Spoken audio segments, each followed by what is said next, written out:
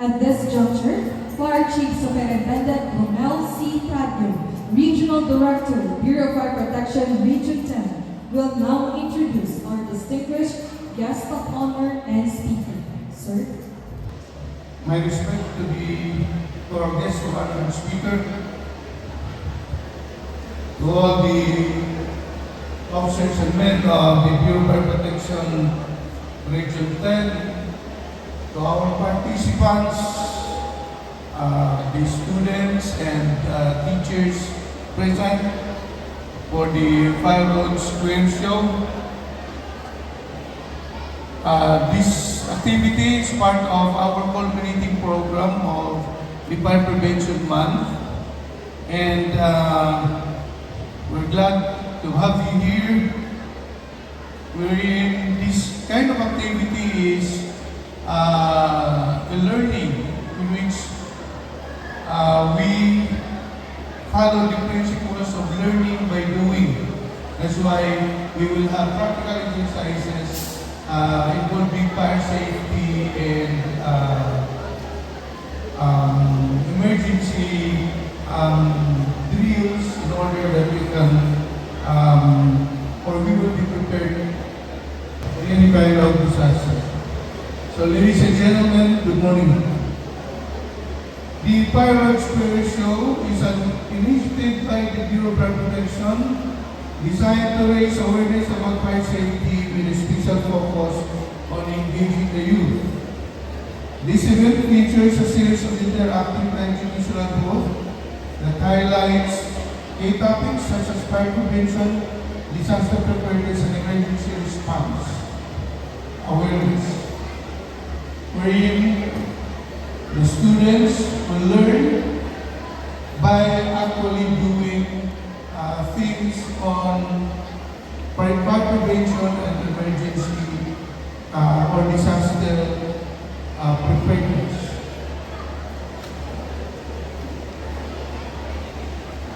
To enrich this experience, we are honored to have with us a distinguished advocate for youth development and a recipient of the prestigious Presidential Gawad Kampiyon ng Kabataan Pilipino Award. Our esteemed guest of honor has devoted an exceptional 33 years of his life to public service, consistently exemplifying the highest standard of leadership and integrity. His journey began in 1992 when he was elected as the Sangguniang Kabataan Chairperson in Poblacion, Lugay, Misamis Oriental. From that moment, his dedication to serving his community was evident, and he continued to rise through the ranks of public office, serving his consecutive terms as a Sangguniang member of the local government unit of Lugay. His leadership further expanded when he was elected as Municipal Vice Mayor from 2002 to 2007 and served as the Municipal Administrator of the same municipality from 2008 to 2011. Beyond his official positions, his impact on public service is widely recognized. In 2022, he was honored with the Captain Ace Dangal ng Kagawaran Award by the Local Government Academy and the Department of the Interior and Local Government, a testament to his outstanding contribution to local governance. A seasoned public servant with vast experience in local governance, administration, and policy development, it is with great pride that we welcome the Department of the Interior and Local Government Region 10 Regional Director, Bruce Augusto Culao Ciso 5.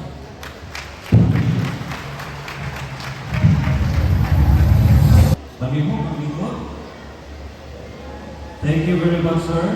for that gracious introduction. Mayong buntag sa tanan. Good morning, everyone. Maayat na adlaw kaninyo alam. Assalamualaikum warahmatullahi wabarakatuh. May peace be upon you, and may the grace and mercy of the Almighty be upon us all. In behalf of the Department of the Interior and Local Government, we would like to extend, first and foremost, our greetings and salutations to the able leadership of our Chief Superintendent, Regional Director Romel Citradillo. Sir, palakpakan na ba? Of the Bureau of Fire Protection, Region 10. As well as, we would like to give our salutations to the leaders of the BFP in Northern Mindanao and going towards the provincial leaders of the Bureau of Fire Protection in Camiguin, Misamis Oriental, Bukidnon, Lanao del Norte, Misamis Occidental, and the two highly urbanized cities of Iligan and Cagayan de Oro. We also honor our men and women from the Bureau of Fire Protection. Atong palakpakan. We would like also to honor and salute our guests, our dear stakeholders from the participating schools, local government units, and all of those who are here today. Daghan ay salamat sa inyong pagtapon.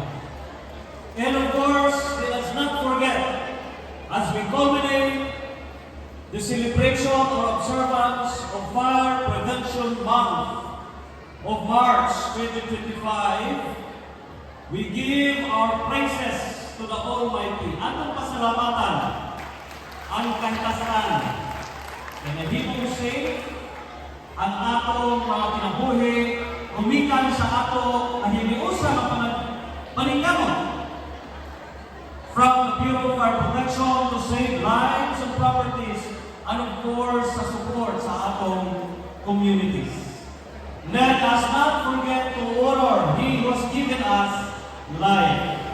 Kaya sa ato na pagmatag, pagbuntag, this is a gift, usa na usa ka kahigayunan, a privilege, and an opportunity for us to be able to serve the Lord and to serve our atong mga pamilya, ang atoa mga kasilinganan, to serve the institutions where we are. Ladies and gentlemen, I would like to start my message with a short story. Gikan kini siya sa libro nga naguluhan Grit or G-R-I-T, The Power of Passion and Perseverance.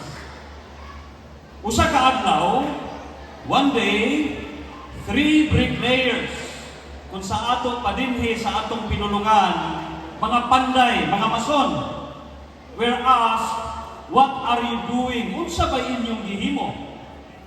The first one said, I am laying bricks. Nagpatong ako og mga bricks. Ang ikaduha, giingon, I am building a church. Naghimo ako og simbahan. Og ang ikatulo, giingon, I am building the house of God. Naghimo ako sa balay sa labaw makagagahon. Now the first bricklayer has a job. Aduna siya trabaho. Iyang i-consider ang iyahang paglay sa bricks nga iyahang trabaho. Ang ikaduha, aduna siya career. Trabaho ug naa siya profession. And that profession gihimo niyang karera sa kinabuhi, iyahang career. The third one has a calling. Kay iyang i-consider ang iyang paglay sa bricks nga usa ka bukasyon. Adunay kalainan. sa tulo ka bricklayers nga nag-consider sa iyahang pag-lay down sa bricks isip trabaho, ang ikaduhang career o ang usa iyang i-consider nga bukasyon. And why am I sharing this to you? I am sharing this to you kay pareho ra kini kung kita pangutan-on. Kung unsa ang atong kabuhaton isip usa ka kawani sa Bureau of Fire Protection. O kaha usa ka magtutudlo o unsa pa nga imong profesyon. Ikaw ba igo lamang magresponde sa sunog o igo ra ba ikaw nga magpatuman sa fire safety codes? O ikaw ba instrumento para makapot sa atong rehiyon sa Northern Mindanao, sa atong mga communities nga mapanaligdan ang kinabuhi o kabdangan sa katawhan? And this is clearly enshrined in the motto of the Bureau of Fire Protection: to protect lives and to protect properties. I am hoping that all of us are like the third bricklayer, being that person with a calling by working towards the attainment and the promotion of the general welfare of everyone. And what makes this activity special today, and we would like to commend the Bureau of Fire Protection for having this Fire Square Roadshow 2025 with the aim and view na binasa atong mga kabataan, atong mga kabatanunan, that they will be able to learn by doing. In learning by doing, we create a mindset of safetyness, a mindset of responsibility. We give video to the hard work, dedication of our firefighters, our local government units, our communities, our fire volunteers who have tirelessly championed fire prevention. And we would like to reiterate that the best cure is not response, but the best is always prevention, prevention, and prevention. You are the face of the Bureau of Fire Protection, and without your dedication, the BFP will be unable to fulfill its mandate. Our Regional Director, Romel Tradillo, needs everyone. Our Regional Director needs you to continue your excellent work, and he also needs the same level of commitment from all personnel so that we can work together as one team in ensuring public safety. Our current DILG Secretary, Juanito Victor Demoria Jr., has been steadfast in his support of our firefighters and emergency responders. He has assured us that he will always stand by us as long as we carry out our duties with integrity, professionalism, and in accordance with the rule of law. However, we are all aware that we cannot do this alone. The BFP cannot do this alone. The Department of the Interior and Local Government could not do this alone. Government could not do this alone. Dili pwede nga ang BFP lang ang mulihok. Kinahanglan nato ang ligon na suporta sa atong katawhan. From the local government units, sa atong community, sa atong mga eskwelahan, sa atong mga volunteer firefighters, sa atong mga organisasyon. Kaya naman ang tema natin sa taong ito ay sa pag-iwas sa sunog, hindi ka nag-iisa. In fire prevention, the Bureau of Fire Protection should not be alone. We need everyone to be on board with us, as there is an urgent need to institutionalize sustained citizen participation in fire prevention, emergency response, and disaster preparedness. We must raise awareness and instill a mindset that fire safety and disaster resilience are responsibilities shared by everyone. A responsibility that should be for all of us. Take for example, the fire incidents that have occurred in our communities. Many of these could have been prevented through proactive fire safety measures, increased public awareness, and stronger community participation. As much as we want to be everywhere at once, we know that the number of our firefighters will never be enough to cover all areas at all times. That is why we need force multipliers, our citizens who can help, una, by reporting hazards, practicing fire safety in their homes and workplaces, and spreading awareness on fire prevention issues.